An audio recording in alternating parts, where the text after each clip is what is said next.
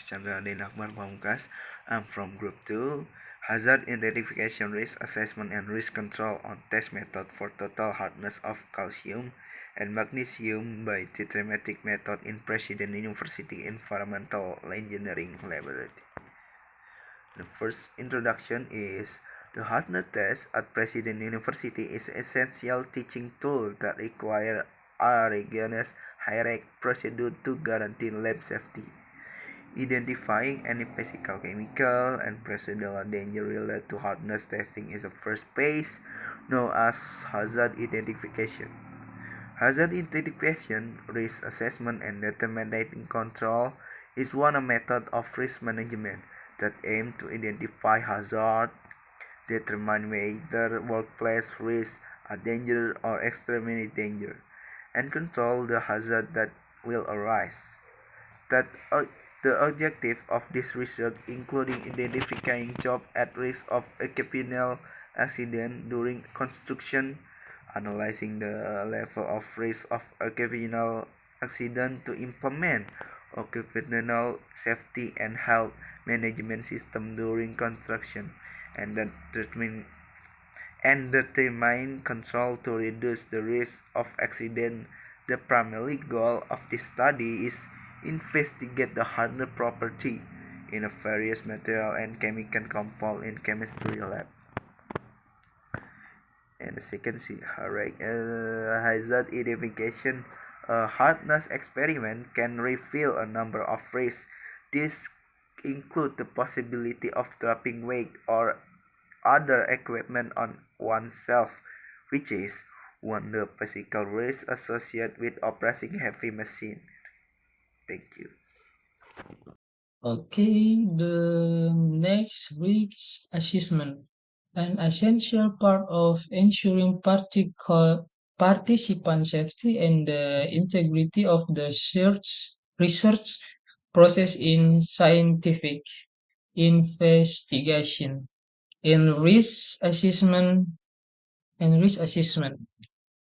several aspects need to be taken into account in order to reduce potential risk in the context of a hazard experiment, uh,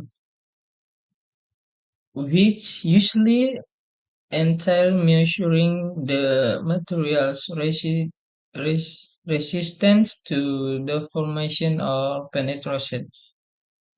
So, uh, preventive measures such as designing safe experiment using personal protective equipment, maintaining equipment, and implementing strict supervision are essential to minimizing the potential for accident.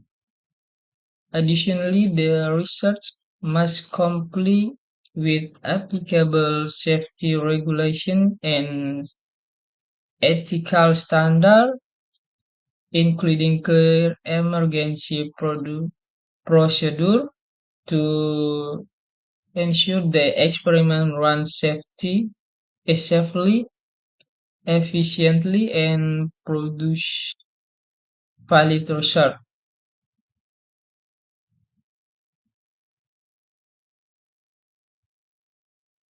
Okay, the next 2.3 risk control.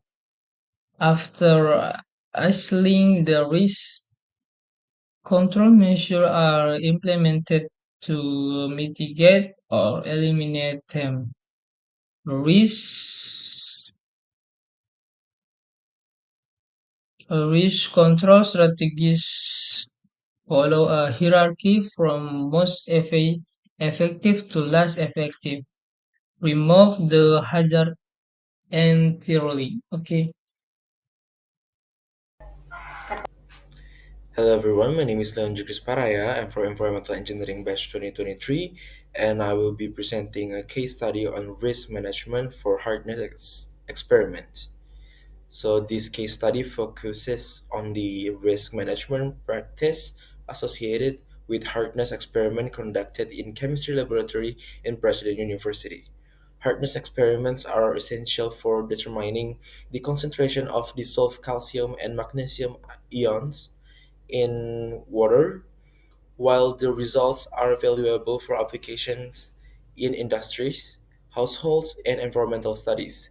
This experiment presents specific risks that require effective management. That risk associated with hardness experiments included chemical exposure, which is handling reagents like EDTA or acids during titration poses risk of skin irritation and chemical burns.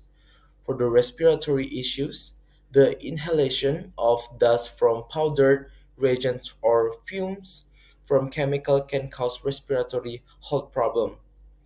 Next, slip and fall hazard.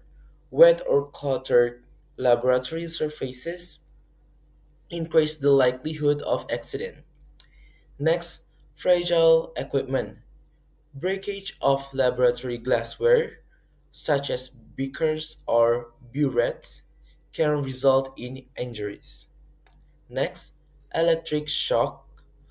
That improper use of electronic equipment, such as water hardness, testers or heating devices, can lead to electric shocks.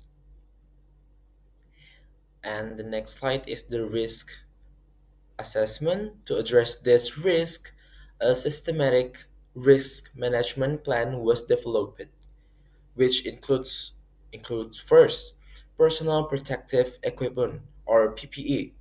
Laboratory participants are required to wear gloves, safety goggles, and lab coat to protect against chemical exposure.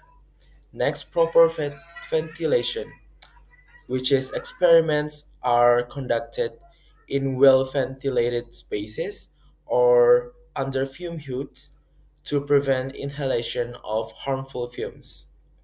Next, housekeeping practice. Maintaining a clean and organized workspace helps prevent slip and fall accident. Equipment inception and training. Regular maintenance, check, and proper handling training ensure the safe use of laboratory equipment. Next, the emergency preparedness.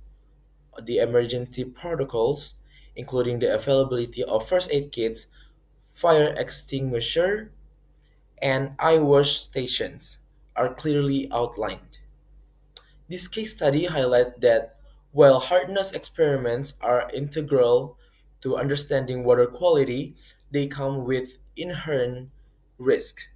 A, a comprehensive risk management strategy ensures participants' safety, minimize hazard, and enhance the reliability of experimental outcomes. And for the next slide, it will be explained by my group mates. Thank you.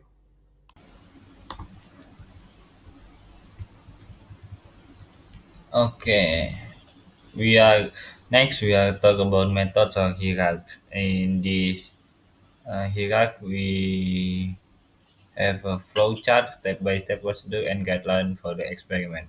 The flow chart is you can see is start from preparation, weigh, dissolve, and dilute. After that, we prepare the titrate sample and so on. You can look at this flow chart, and after that, we go to step-by-step procedure. In step-by-step procedure, see uh, we can see first step is preparation of reagent, sample preparation, titration, and calculation. In preparation of reagent, we have to know what we prepare in this step is the necessary reagent for the complex chromatic titration, and we done the step and in laboratory, and we do the step is before starting the titration. And how we do the preparation of reagent, we do the preparation of Na2 ADTA and H4Cl and H4 OH and ADTA and so on. After we preparation of reagent, we have to sample preparation. We have to prepare a 25 milliliter sample of magnesium solution. we done in laboratory, we done when after we prepare the reagent and we dilute the sample to 25 milliliter with distilled water. After that, we do the titration. After we do the preparation and sample, we do the titration of solution of Na2 EDTA. After we do add 1 milli of buffer solution to the sample, add a few drops of ABT indicator to the sample, and fill the bucket with 50 milliliter of Na2 EDTA. After that, we tap the sample with the Na2 EDTA solution slowly, stirring continuously until the color change from purple to blue. Record the volume of Na2 EDTA used. Today, we go to the calculation. Use the following formula to calculate the concentration of magnesium. Use the guideline for the experiment. Our guideline is in bahasa we using SNI 06698912 cara uji kesadaran CA dan MG secara titrimetric. Thank you. Hello everyone, my name is Diogo Anibal to the students from Environmental Engineering Batch 2023. Now I want to explain about risk assessment for solid content experiment in environmental engineering laboratory. There are three main risks. The first risk of transfer material. Second risk of chemical exposure. And the last risk of equipment malfunction. The first risk of transfer material. This risk is referred to improper handling, spilling, or contamination when transferring materials such as solid or liquid during the experiment. The second risk of chemical exposure. Exposure to harmful chemicals can occur through inhaling fumes, skin contact, or accidental injection leading to health issues like respiratory problems, skin irritation, or poisoning. And the last risk of equipment malfunction. Equipment malfunction can lead to inaccurate measurement, experimental failure, or physical hazard like burn, electrical issue. And next, the risk analysis and control plan for solid content. The experiment is to identify the potential of hazard, evaluate their impact, and implement control to measure to ensure safety and reliability. And next, risk analysis. The solid content experiment, particularly in the context of hardness testing, involved various hazardous chemicals and processes that pose significant risk to laboratory personnel. Risk analysis is to identify the potential of hazard, evaluate their impact, and prioritize measures to minimize risk, ensuring the experiment's safety and reliability. And that's all for me. Thank you.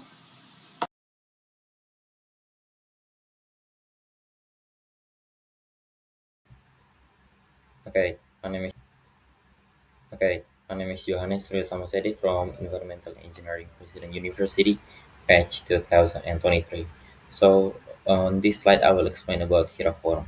A HIRA form is that form that contain the main process of laboratory experiment, the hazard aspect, scenario, and a consequence with the existing control that we already analyzed on which part. Uh, After that, we give a grade on the likelihood and the severity, and with that, we can see the cumulative value of this hazard aspect. And after that is priority chart and sorting. A priority chart and sorting is that we prioritize the kind of aspects that is below 80%, and we give mark on this table or graphic right here, that as you can see with the red lines. And after that, there is hierarchy of control, which is there is five. The first is elimination, that whenever possible we must eliminate the use of hazardous substances, which is actually impossible on this kind of hardness experiments. The next is substitution. We must substitute hazardous material with safer alternatives if there is. The next is engineering controls. We implement engineering controls such as fume hood for all processing involving volatile chemicals. And next is administrative controls that we can do is that develop standard operating procedures or SOP. And the last is we mandate the use of all appropriate PPE all times during the lab experiment. And lastly, the conclusion is that the risk assessment for the solid content experiment underscores several significant hazards that pose risk to the laboratory personnel. By employing a structured approach to identify hazards, assess risk, and implement control measures based on the hierarchy of controls, the laboratory safety can be significantly enhanced. Thank you.